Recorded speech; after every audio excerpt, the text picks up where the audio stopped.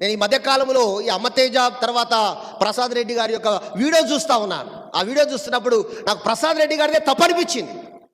ఎందుకు తప్పనిపించింది అంటే, అమ్మతేజ గారు తనకు దేవుడు ఏ రీతిగా బయలుపరిస్తే ఆ రీతిగా సేవ చేస్తాడు. నువ్వెవరి వాక్యం చెప్పి వాక్యానుసారంగానే విశ్వాస ప్రకారంగా భక్తి చేయాలని చెప్పడానికి ఇక అధికారం ఎవరిచ్చారు?